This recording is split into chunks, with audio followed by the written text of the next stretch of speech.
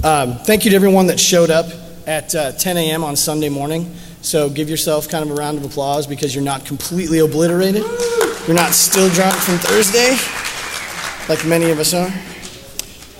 So kind of to start off, we're going to explain what OPFOR is and what that even means. A little bit of my background, not to go too much. I was a former U.S. Army warrant officer.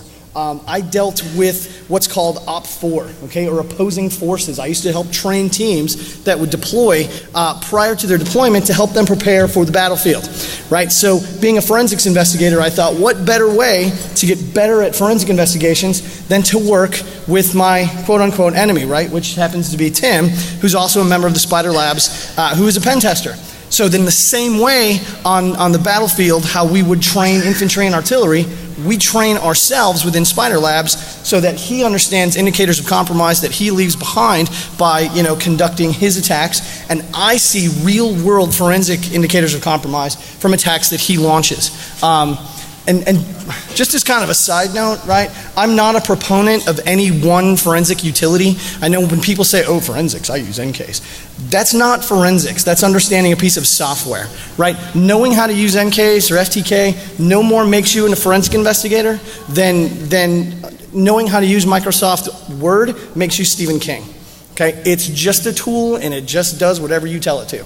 So, forensics is truly being an independent finder of the facts and understanding how those facts are laid out and then how to interpret them, right? So again, opposing forces is really something that we've stolen from the military and have kind of used internally to get better at what we do and to truly understand what indicators of compromise are left behind in real world attacks, right? And it works both ways. When Tim sees what indicators of compromise his attacks leave behind, he can go, wow, that was a really freaking noisy attack. Is there a better way for me to accomplish the same goal? Not necessarily with the same tools, and maybe he's got to write a different tool, but his end result, right, will be the same with less indicators of compromise left behind, which may or may not be important to our clients, but at least we give them the opportunity. Right, and it's bringing that mentality in to the attack and defense communities, and it's an evolving cycle. It's not something we do one time and go, hey, we're great, we're done, right? It's something you're constantly doing. There's always new attacks, there's always new vulnerabilities, there's always new things that we need to see so that we can get better at what we do, right? So here's our plan of attack. We're going to talk about something called sniper forensics, and it's kind of something that we've developed in the Spider Labs over the last few years in opposition to shotgun forensics. And we'll give kind of some background in that, and then with some real world pen testing events and examples. We'll do a proof of concept. We'll show how it actually works, right? No live demos. I don't want to get anyone all excited about live demos. It's 10 in the morning for us too, and we're kind of Vegased out too, so we took screenshots. And then what some of the post-mortem activities and stuff are. So, state of the industry right now. Incident response in forensics has traditionally not been about live analysis. It's been about dead box forensics. We're trying to get away from that because honestly, that methodology sucks. It's 20-year-old methodology and it was really cool and cutting edge 20 years ago, and it's not anymore, right? How many people in here have some kind of smart device? Smartphones, iPods, iPads, Droid tablets, something like that? Are there any spinny drives in there? No, it's going to be all cloud-based, right? So looking at the direction technology is moving, we're not going to be dealing with spinny hard drives anymore. You're not going to be able to pull those out, stick them in a right locker, image them, and do post-mortem analysis. You're going to be imaging the cloud. So good luck with that. Let me know how that goes. So you're going to be doing log analysis, you're going to be doing RAM analysis, you're going to be doing volatile data analysis. That is where technology is moving. So instead of being stuck in the quagmire of 20-year-old technology, we need to move forward and look at the direction things are going. And that's really what we're working on. So I'm going to pass over to Tim now. So good morning, DEFCON. I'm Tim, and from my point of view, the current state of penetration testing has some issues. I think, first of all, that we are exploit happy. And what I mean by that is that we're focused on exploits that involve memory corruption bugs. And I want to reappropriate that, the terminology there. So I think if you look at how people talk about this stuff in the industry right now, when people use the word exploit, they're really just talking about the kinds of attacks that involve throwing shell code at stuff. But think about the real world use of that term and all the other things that that exploits encompass, right? I want to reappropriate the word exploit for all that other shit. And so I'm using the term exploit to kind of minimize and push to the corner the stuff that involves throwing shellcode at shit. And then, more importantly though, I think that the penetration testing community is losing focus with, or the connection to real attack patterns, how attacks actually occur in the wild. And so I think if we look at how we scope penetration tests, how we perform them, and how we document them, those are all, I think we are in each of those cases drifting away from real attack patterns, and I want to switch things around back to what I'm calling real world penetration testing. And so more of that later, but next Chris is going to give us an intro into sniper forensics. Okay, so some of you may have seen, if you're in the forensics community, you may have seen or heard of sniper forensics. I actually wrote it on a plane. So right, it's kind of like Sting writing message in a bottle in the back of a bus. So I kind of wrote it in the back of a plane, but it makes sense. And just a little bit of background, comic nerds and computer nerds kind of flock together and are kind of some of the same people. So one of my best friends is a comic book artist, so I wanted to give him a shout out for drawing this for me. This is the official Sniper Forensics logo written by a gentleman named Dan Christensen, who's a fantastic comic artist. So if you're a comic nerd, please check out Dan's stuff. Shameless plug, done.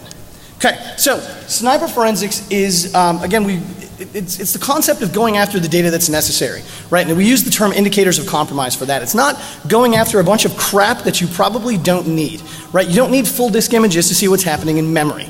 You don't need full disk images to create a forensic timeline, right? You have to know what the data is that you're going after and why you need it.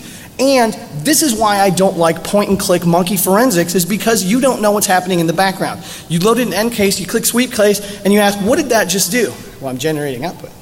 That's awesome. What kind of output are you generating and why are you generating it and how is it doing it? I don't know, right? So open source tools, in my opinion, are so much better because I get what's happening with the ones and zeros. And I'm making that decision, not a developer for a software company that a sales guy told me I needed. Right? It's me as the engineer going, here's what I want to see. Right? So we have, you hear about the APT, and that's awesome marketing by Mandiant. So if anyone here's from Mandiant, great marketing for APT. But, and I think that was born out of the AFOSI actually. So anyways, we have the OPT, right? The organic persistent threat. Because attackers don't attack something and go, damn, that didn't work, and then walk away, right? It's a constantly evolving attack surface, and the attackers are constantly going after stuff, and if it doesn't work, they're not packing up shop and walking away, right? They're trying new things, trying new exploits, and Microsoft is certainly helping that, right, by having so many vulnerabilities embedded within their code, with applications as well. So it's constantly moving organic threat. They're highly motivated, highly funded, and organized. Right, the days of bad guys being kids down the street like y'all, I'm from Oklahoma, so if I say y'all, it's okay, I'm allowed. Like y'all or someone doing it, tagging for the heck of it to say, oh, look what I did. It's not the case anymore, right? The majority of cases that we work with both local, state, and federal law enforcement are dealing with organized crime. Hacking has become a high-dollar crime, right? It's a syndicate. There's components to it. There's moving parts just like any business model. And they really understand return on investment, and they're really good at it, right? Not necessarily the cleanest attacks in the world, but the end result is the accomplishment of something that can be extracted and monetized. And we see it all the time. I think last year it was a $250 billion industry just in credit card theft, right? Not to count, the theft of PHI or PII or other types of information that has, no kidding, like drugs, it has street value. So it's really pretty cool to see how that moves. Additionally, it's a laser versus a big rock, right? I can kill you by smashing you in the head with a rock. It's effective, right? It does its job. Versus if I shoot you with a laser beam from space, you're still going to be dead, but the methods that I used and how clean and efficient it is are exponentially greater, right? So that's kind of another analogy I like for sniper forensics. And target selection, right? I can look at whatever data right, I think the bad guys are going to go after, right? And y'all know as pen testers, you don't pen test for the sake of pen testing, right? When I was a pen tester, my customers would give me a target and say, go get this. See if you can get to that data over there. And they'd put me, 7 miles away, 3 different subnets away, and you have to jump and pivot, but that was the end goal. So who cares how I went through it, because the end goal was I extracted that data that I could then monetize. So that's where we start, and then we move outwards because that's the logical sequence of an attack, right? So, and then you get the best return on the investment, both for the attackers and for us as investigators. And then obviously pivot attacks lead to deeper, penetrations, which is just fun to say. Right? So advanced attacks need an equally advanced investigation approach, and that's what sniper forensics is. Right? We don't image everything. Right? I've been on cases, no kidding, both when I was in the military and as a civilian, where the lead case agent comes in and says, okay, image everything. I'm like, well, what is everything? He said, any server, any system, image them all. I've been on cases where I've taken over 250 forensic images. What the hell am I going to do with 250 forensic images of servers? I'm going to load them into Encase, I'm going to cross my fingers and hope to find evil, right? No, it's a terrible idea, right? That's old school, and it relies on something we call autopilot forensics. Click, open book, start reading, right? That's a horrible way of conducting an investigation. And in the real world, you would never see a police officer come into a crime scene and conduct an investigation like that, okay? It just doesn't work. And an additional component that I was talking to a police officer friend of mine, saying, look, well, what about tools that are court certified or vetted in court? People always say, well, Encase is court certified. No, it's not. Tools cannot be certified. Investigators can perform and do certification, right? And because that's the one doing the investigation, not the tool. And saying that one tool is court certified versus another is like saying, if you take crime scene photos with a Nikon, those are accepted. If you use a Canon, no, we can't accept that, right? It doesn't make any sense. So sniper forensics uses logic, go figure. Most of us in this room are kind of outside the box, stamp on it, burn the ashes thinkers anyways, but we're all logical, right? There's a logical path of progression in the way our thought process works. So applying sound logic, using Locard's exchange principle, Occam's razor, and something we've dubbed the Alexiou principle are really how we go at that data, right? We extract only what needs to be extracted. I don't take 250 images because that's not where the target data resides. Right? I go after the target. I allow the data to provide answers. I can't tell you how many investigations I've worked on where before any evidence is analyzed, the investigator walks in and he's got an idea of what he thinks happened. So all the evidence that he gets, he crams into this box of what he thinks took place and ignores everything that doesn't fit his idea of what happened. And again, that's terrible science, right? That's not how we conduct experimentations or investigations. We report on what was done, and like math class, right? You provide you show your work, and you provide your answers. So the way we've broken this down to non-technical audiences, which I know you're not, but just hear me out because it'll give you a solid understanding of how we approach an investigation, right? There's 3 components. We call them the breach triad. Think of a bank robbery, right? Old school, black and white movies. You've got the bank robbery. He's got to do 3 things. He's got to break into the bank. He's got to get his white bag with the dollar sign on it, right? Stuff all the money in it, throw it over his shoulder, make his getaway. Seems pretty easy, right? Infiltration, aggregation, exfiltration. Cyber attacks are no different. You got to gain access to the target network. You've got to identify the data of value and aggregate it somehow, and you got to get it from a system controlled by the target to a system controlled by the attacker. Very simple. So when we approach an investigation, that's how we approach. How did the bad guys get in? What did they jack? How did they get out? Very simple. So the guiding principles, if you don't know, are Locard's exchange principle. Everyone's seen CSI, right? Everyone's heard Gil Grissom talk about Locard's exchange principle. Occam's razor was by William of Occam, and a gentleman named Michael Alexiou, who I used to work for when I was with the X-Force at ISS, developed this, but he never documented it. So I asked him if I could document it. He said yes, so that's where that came from. So basically, Edmund Locard was the founder of the feast in our world. He was kind of the father of the modern forensic sciences. And he said, look, use deductive reasoning. Right? It's very simple. There's answers for things, and you just have to follow logically those paths. So Locard's exchange principle kind of boiled down is, has anyone ever seen the glitter test? Right? You put glitter on your hands, and you shake someone's hand, and now they have glitter on it, and you have glitter on it, and everyone else shakes hands, and the whole room is full of glitter. No one's ever seen that? Okay, well, if you put glitter on your hand and you shake someone's hand and, rinse, repeat. So that's kind of the concept. If I touch your shirt, I have fibers from your shirt on my hand, you have oil from my hand on your shirt. Okay, so think about how that applies to computers. If you log in interactively through the shell, do you leave a trace? Yes, right? You leave a type 10 login in the Windows event logs, right? Or if you log in through the command shell, is it a different type of indicator of compromise? Well, yes. If you launch a program, do you leave residual traces behind? Yes. Okay, there is no way around it. You can reduce the amount that you leave behind, but it's always going to be there, right? So that's Locard's exchange principle. The other one's Occam's razor, right? In the Army, we called this the KISS principle. Anyone ever heard that? Keep it simple, stupid, right? The answer with the least number of assumptions is probably correct. So you having crappy passwords and getting owned, or someone writing ODA vulnerability or ODA code on the fly, which is probably more likely? Well, bad passwords requires less assumptions, right? So that's kind of Occam's razor in a nutshell.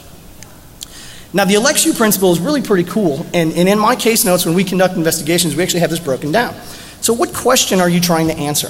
You're there for a reason. You're conducting an investigation for a reason. Why? What data is the customer afraid was extracted, or what happened to the victim? What data do you need to answer that question? I don't need a mail server image to determine if credit card data was stolen from a database server. So why would I take an image of a mail server, right? Makes no sense. So that's not the data I need. How do I extract and analyze that data? Running sweep case on it is not going to tell me if there's credit card data on it. It's not going to tell me if a SQL injection took place. It's not going to tell me if RFI was present, PHP shells were present. I'm doing what makes sense, right? And then what does the data tell you? Very simple.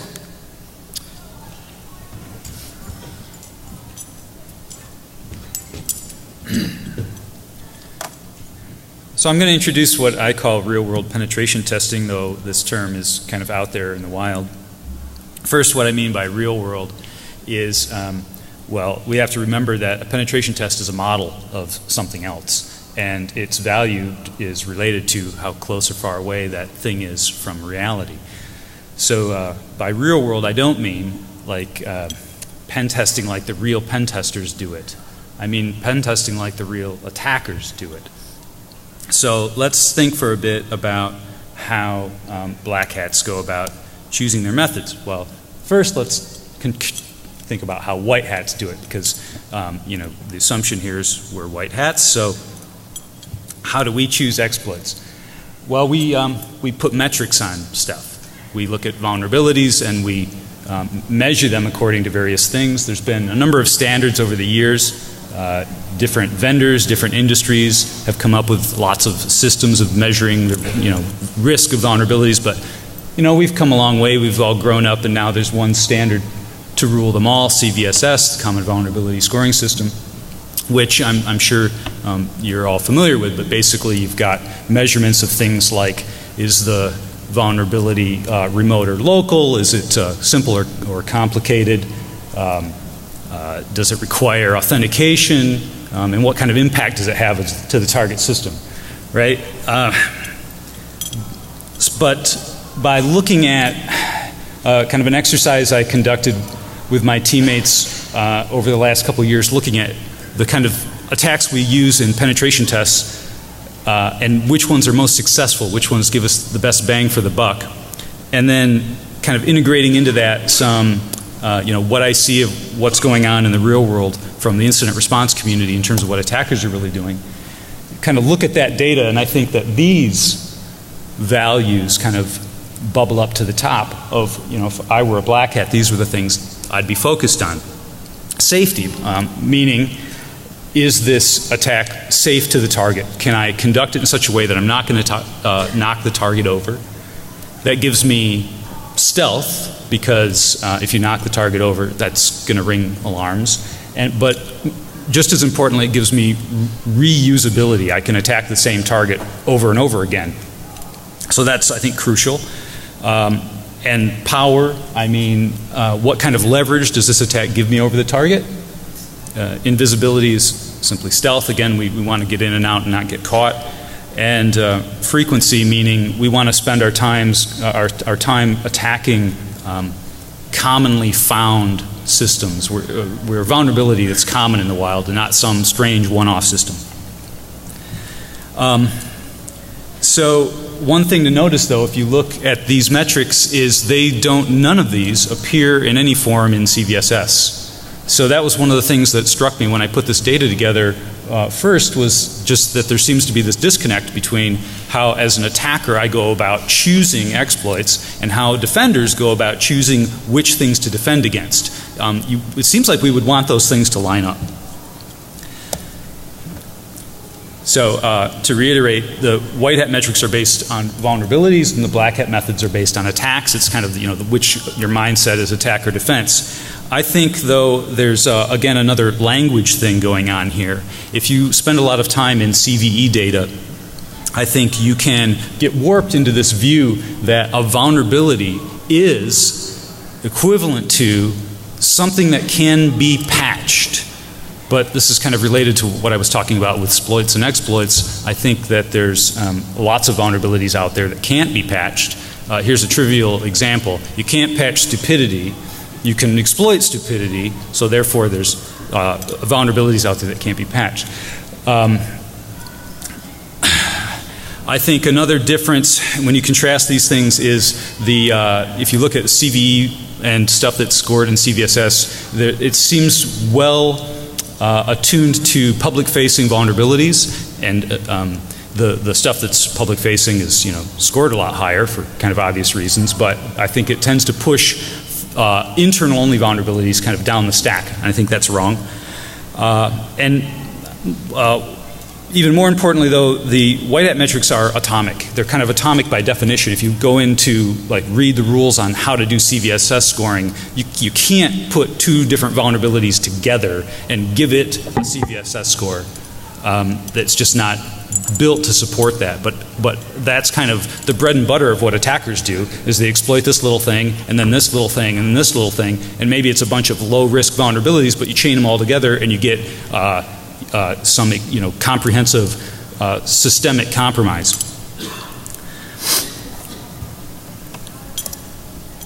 Just a quick sidebar here. I think CVSS needs some work. It's actually undergoing a process right now to get to CVSS version 3.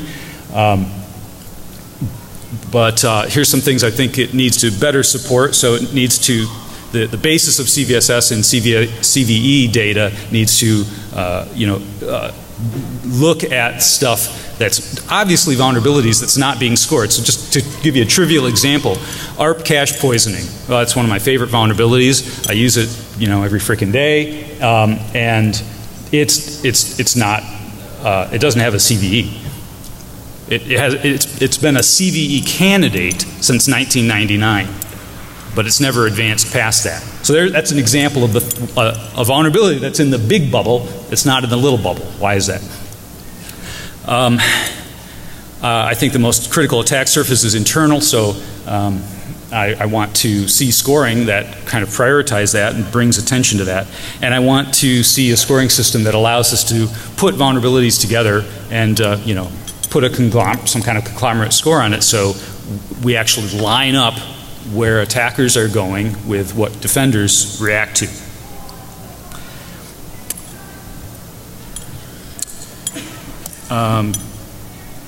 So just to quickly move through this stuff so we can get to more of the meat, I think our new goals are going to be based on stealth and safety. If your focus is stealth, you kind of get safety for free, and I think that's cool. And the demonstration of multi-step attacks. I don't necessarily mean, I kind of think that the classic, your mind's going to pivoting. Well, pivoting's cool, and yeah, it's important sometimes, but I think it's somewhat blown out of proportion. I'm talking, though, about simply using multiple vulnerabilities in succession to achieve greater exploitation. And then less importantly, blended methods, the demonstration of blended methods, the demonstration of data exfiltration, and potentially even the use of black hat tools and methods. So just to summarize, here's the old goal. Here's the new goal. So black hats don't heart shells. I don't think. I think they heart, RSA secrets and product designs and credit card numbers and things that can be monetized. So one of the things that you get when you focus on the data, where the money is, and instead of how many shells you can pop, is, you're going to be more efficient. You're going to do less stuff to get more data. So by having this safety first, stealth first focus, you're going to put the focus on the data where I think it belongs. You're going to if you're doing joint exercises with incident responders, you're going to give them realistic data to analyze.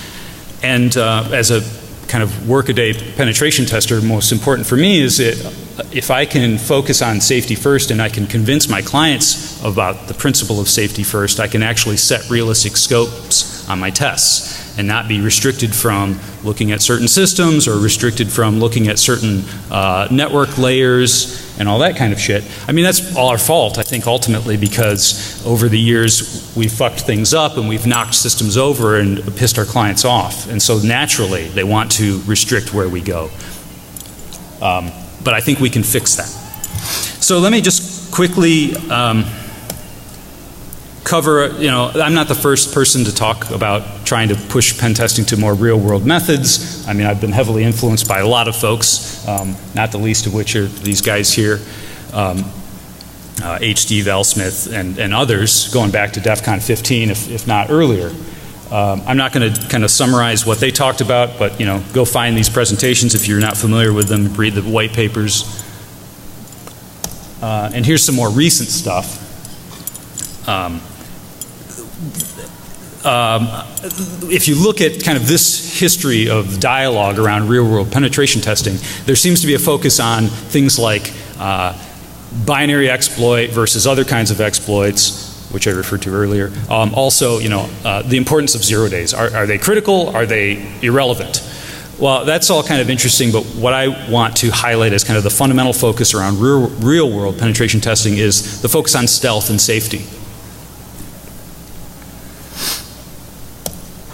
So let's take a quick look at what someone who's not applying these methods looks like. So we're going to run a couple of scenarios past you. We've got the lazy pen tester and then the real world pen tester, and we're going to look at things first real quickly from kind of a network point of view, and then Chris is going to take a deeper dive from a host level analysis. So of course the lazy pen tester is none other than Pen Test John. And just so that I don't have just a list of kind of attack types, I went ahead and threw up some, a network IDS, configured it with some default signatures, and ran some of this stuff just to give you I'm kind of starting to scratch the surface of what a deeper analysis of this might look like from the network layer. So here's, kind of trivial example, netmap, and of course, or nmap, and of course nmap's going to trigger a bunch of alerts. You'll hear me say later, I'm kind of down on the whole port scanning thing, and this is one reason why. Triggering alerts, yes, but also if you've been doing this for a long time, I'm sure you've run into systems that actually fall over when they get scanned. And why? Why are you doing that? Well, so here's another one. Specific to a particular protocol, this is SMB taking advantage of NetBIOS null sessions or SMB null sessions, and enumerating lots of stuff, maybe from a domain controller, like users and groups and password policies and shit. And it's just it's a low level alerts, but it's going to potentially trigger a lot. Another example, password brute forcing, trying to guess for weak passwords, in this case against SMB again. In this case, you're not going to potentially see a lot of alerts, but password failure alerts tend to get high severity. So few alerts, but they're red. Again, not what you want. And then here's exploit, right? Classic example, Metasploit, MSO 8067, and again, lots of red events. So I don't like these. So, what's it look like from the other end? Right. Okay. So what we're going to look at, now is what the lazy pen tester is going to leave behind. Now, understand the caveat of this was a lab, right? I knew what Tim was, well, I knew when he was going to attack. I knew what box he was going to attack. So, okay, there's a certain degree of unrealistic ism, right, going into this.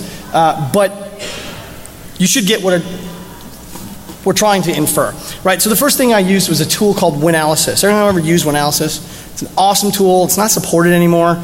But what it does is it basically takes a snapshot of your system, right, on a Windows system, and then you run malware against it or run an attack or whatever. You run it again, and it shows you the deltas, which is really pretty cool. It's a quick and dirty way to find out what happened quickly. So as you can see, I've got some pretty big numbers there, right? I got some red stuff and some squares, right? So basically what that means is all of those are changes to the system, right? So Tim did what he did, and I've got 180 critical registry warnings. I've got some activity on file systems, and I've got some activity to users. So immediately I can start looking at what he did and how noisy his attack was. I don't know if you can see that. Oh, that works on my system, not yours. Crap. Okay, well, it sucks. But what that is I'm able to show that that is RDP being enabled, right? I see through, this is from a forensic timeline, and if you're not familiar with them, there's a really great tool called Log to Timeline by Kristen Gunderson that will allow you to take master file table, event logs, registry last write times, throw them all into one big body file, create a forensic timeline with that, and then it'll allow you to perform different types of searches, chronological searches, keyword searches. It's a really, really great way for us to look at data in mass in a really tight, compact way. Additionally, it kind of throws time stomping out the window. I know that I wrote a blog post called Time Stomping is for Suckers. So if you really want to know how easy it is to detect timeline modification, go read my blog post on the digital standard, and I explain it in depth, so I'm not going to go into it here. So immediately I see that RDP's been enabled. Okay, well, RDP, remote desktop protocol, remote administration, there's my infiltration mechanism, right? So I did not draw that with a crayon, just in case you're wondering. That's a tool called Zoom It. It's pretty cool for presentations, but I circled some additional activity. So I see the SAM Hive being modified, okay? And I see a new entry being created on the SAM Hive within the Windows registry. So for all the Windowsy people, new entry in SAM Hive equals what? New user. Wow, that's awesome. Good job, hacker. Thanks for creating me a new user. And you called it Hacker, HAX0R, which is kind of easy to spot. Now, I have never actually seen a user ID called Hacker in the wild. What they're usually named when an attacker tries to create himself a backdoor is like a system account, the internet user account. Something that looks kind of cool because we know all end users are what?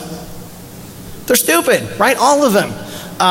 And so unfortunately they don't catch something like that. And realistically, how many end users know how to parse the SAM Hive, look at the last write times in the registry, and see when a file was created? Right, probably not many.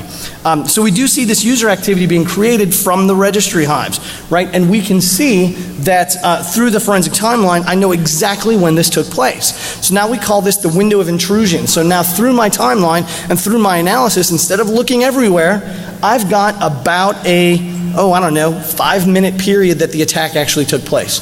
I'm not taking massive forensic images. I'm not looking at, images and images and images and massive amounts of data. I'm looking through a timeline and then through my volatile data at about a 10-minute period. Okay, and I was able to do all that very, very quickly. Right? So one of the things I did is in my forensic timeline, I knew I had a user ID called Hacker. So that's my keyword that I'm going to search on. And so what I did is I grepped through that forensic timeline, and I did a grep dash, what did I do? I did a grep-i for Hacker, and then I piped that to word count minus L to get a full listing of how many files actually had that thing on it. And there was 406. So through Tim's creation of that user ID, right, Windows then created or made 406 modifications to existing files or created new files. Okay, so then I piped that to only look for files that had been born, right? It's an attribute, a MAC-B attribute. So on NTFS file system, that B is birth, new files on the system. 133 new files from the creation of a single user ID. Very, very noisy, very easy for us to pick up on. Okay, so if you're trying to employ stealth, not the way to do it.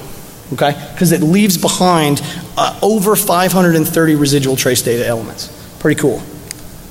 Okay, so the other thing I can see through my forensic timeline, remember I said there's different ways to search through this data. There's keyword searching, which, if I have keywords to go off of, okay. What's better that I like more is chronological searches. When I have a window of intrusion that I'm looking for, now I can look at all activity in that window.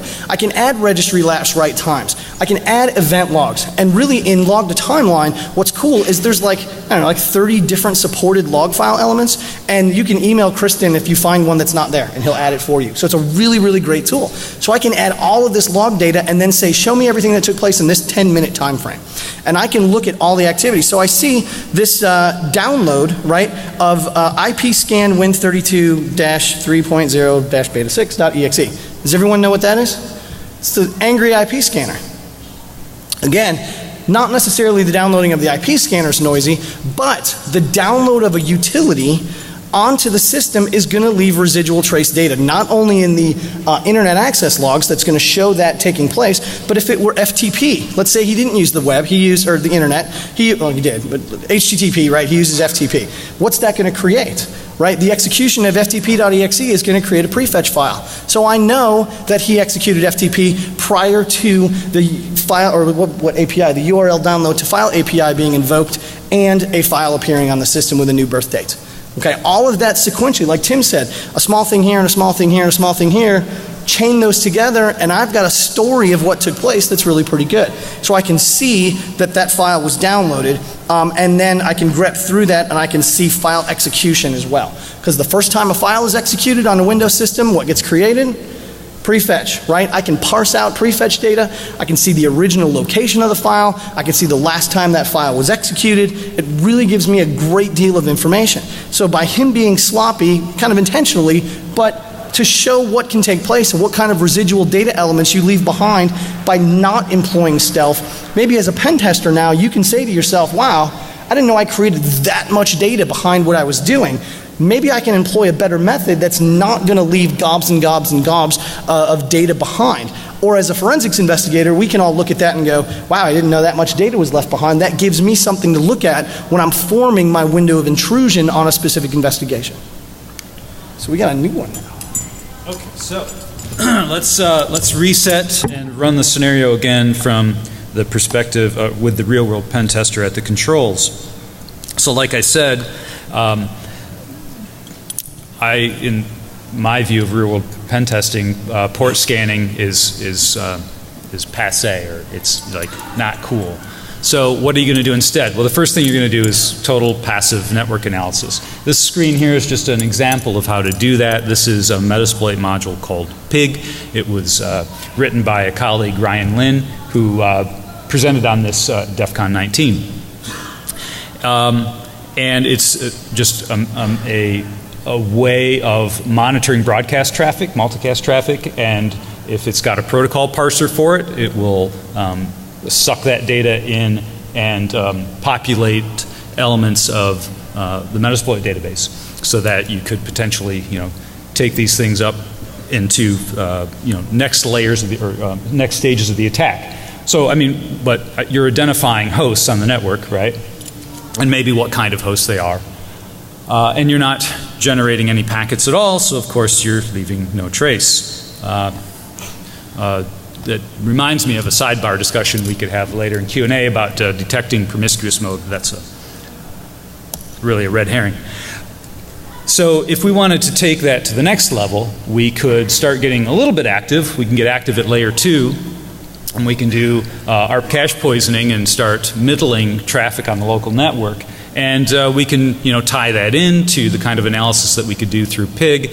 And now we're learning new things because we're not just looking at broadcast traffic, we're looking at unicast traffic that's destined to other people that we are intercepting.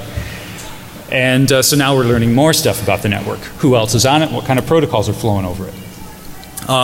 This couple of slides, or the screenshot here, the stuff below is detects from ARP Alert, just to give you an example of what ARP cache poisoning might look like if there happened to be some sensor on the network paying attention to ARP traffic. Really in the real world, I've maybe seen ARP defenses in maybe 2% of the clients I've worked with. The tool at the top is part of a Spider Labs utility called ThickNet. VAMP is the part that actually does the ARP spoofing, but there's the ThickNet module is what you would actually use to intercept and take over, in particular, Oracle and Microsoft SQL Server database transactions, so that you can inject your own commands into the database streams and take over databases. And it's really cool. So that's one way we could kind of take it to the next level and start getting active at layers above layer 2, is, you know, take over sessions. Another way to do it is through NetBIOS name service response spoofing. So this is just a quick little video. This is just an attack that it's just so stupid easy. The top third shows Wireshark filtering on port UDP 137. The middle window shows where I'm going to be launching Metasploit and you know, running the modules to actually do the response spoofing. And the bottom third is Windows Explorer, and it's basically someone's going to go and enter an address that doesn't resolve into the address bar. And I think if I can manage to click play here somewhere. So once Metasploit launches, the victim in Windows Explorer is going to start entering an address. And as soon as they're going to hit whack, whack, foobar, when they hit the third whack, you're immediately going to see the requests come through Wireshark in the top. So there's foobar getting entered, the final whack, boom, a request, boom, a hash. I mean, that's how fast it happens. And the user didn't even hit enter. Right? They didn't even go to some bogus site. Maybe they see the typo and they correct it and they're none the wiser. At this point though, you have hashes. It's like one of the easiest ways you can acquire a hash. And the import there is that now you can go native, and that's the goal. You want to, as quickly as possible, impersonate real user traffic on the network, because then everything you leave behind is going to be really hard to distinguish from everything else on the normal network. So for example, you can start querying other servers with those credentials you have and finding all kinds of useful data about the rest of the network.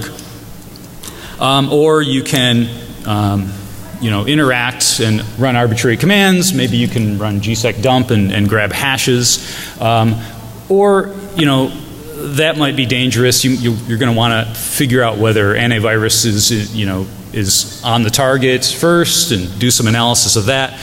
But what I like to do is first, you know, grab netstat data from the targets I've compromised, and again, without the use of port scanning, I'm now building up a very detailed profile of everything that's on the network, what kind of services are employed, and go from there.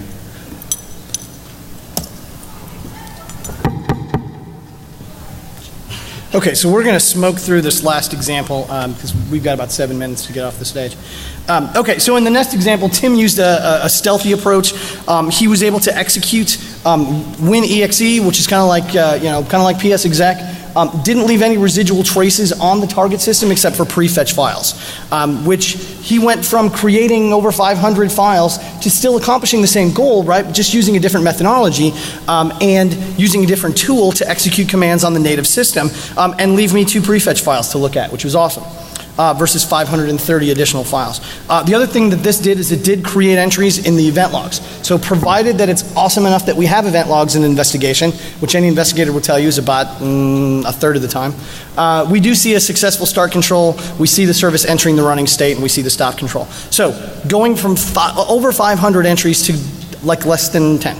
Okay, really good. Additionally, I can see that the NTuser.dat file was accessed when he executed the command as the remote user. Yes, that is Sterling Archer, in case you were wondering. We see SVC host being executed for the prefetch, which enabled WinExe to be executed, and then gsd.exe. So gsec dump was kicked off. I see the prefetch for that, and there goes my hashes. So Tim just went native that fast. So in conclusion, right, attack number 1 touched more than 400 files, created 133 new ones, and showed indicators of compromise, indicating downloads and program execution. Very noisy, very sloppy, very easy to find. Attack number 2, single system access, or excuse me, access of a single user ID, and only creating 2 prefetch files and a few entries in the event logs, but not a whole lot. His attack surface for me to investigate was so much smaller that he still accomplished the same goal through an exponentially better attack. Okay, so I'm gonna. Yep. So, to summarize what I've been saying about real-world pen testing, here's my top 5 ways to get caught.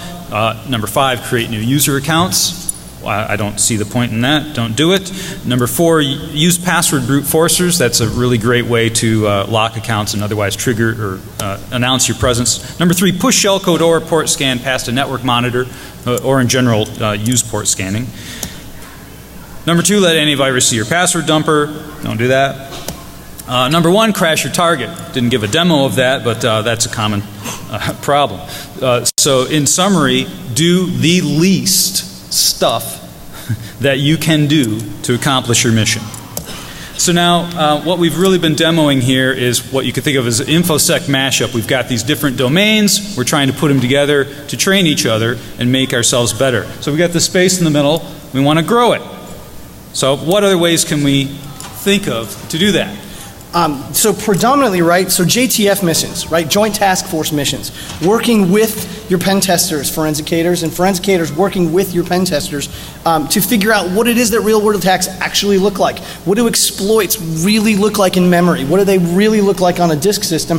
You're not going to find that with NCASE. You're not going to find it with FTK. You're only going to find it by doing analysis real-time with labs, with your friends in the pen test community, right? And then MREs, everyone's had those. They're delicious, right? Meals ready to eat. 15,000 calories, bind you up for 4 days. It's great stuff. So we have incidents ready to eat, right? When Tim comes with a new exploit, we have a pre-canned virtual machine that he can attack. It's got all of my detection tools built into it. It's got the tools that he needs to conduct his exploits. So we can kind of do that, extract the data, and analyze what it's going to look like. Then we can take that information and move it outwards. Right? And then future projects, right? Further analysis of common penetration. That's you, isn't it? Sure. Okay, actually, I was referring to where we've actually shipped these virtual training labs out to customers, right? So we can build a virtual training lab for folks that want incident response training and give them a pre-hacked virtual lab to work in. Other future projects, we need to do further analysis of common methods, and we need to develop stealthier attacks, and then that pushes the bar for the other side of the community to develop better response capabilities and detection capabilities. And I have some places that I want to go in terms of pen test automation, but I'm not ready to share those yet, but that's, there's some things I'm thinking about along those lines. And that's all we have time for today. And we thank you very much for being here at 10 a.m.